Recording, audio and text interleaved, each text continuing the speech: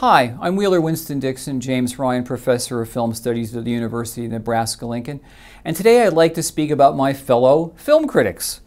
There are basically two kinds of film critics.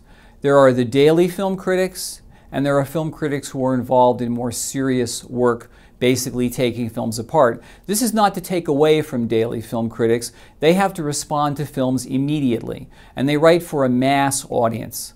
Some of the best major film critics who are writing today include Michael Atkinson, Manohla Dargis at the New York Times, Roger Ebert, of course, is very famous, David Edelstein, Leonard Maltin, Janet Maslin, Elvis Mitchell, Jim Hoberman. These are people who are writing on a daily basis for audiences, and the more thoughtful of them do really brilliant work.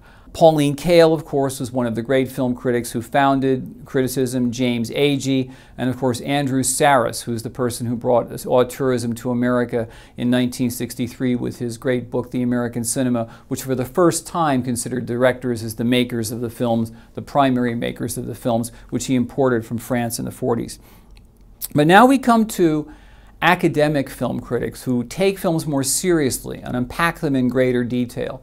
Their work is not widely read except by academics, but it's enormously influential within the film community and also within critics because it informs what people write on a daily basis. And some of the greatest of these are Clover, who wrote a great book called Men, Women, and Chainsaws, which is about the slasher film. Christian Metz, who is the founder of semiotics. Laura Mulvey, who is the foremother of feminist film criticism.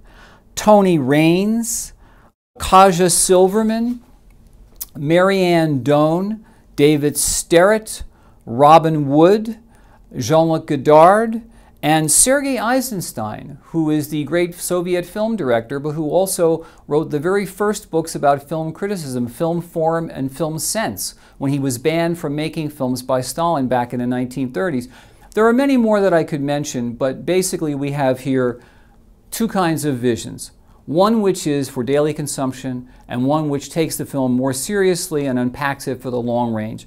Both are important, both influence each other, and the more thoughtful daily critics have read all of the more serious film critics who unpack things, which makes their work more important. So when you read somebody like Jim Hoberman or you read somebody like Andrew Sarris or A.O. Scott, they know the work of the serious film theoreticians, and it informs their work and makes it much deeper and richer. I'm Wheeler Winston Dixon, and this is Frame by Frame.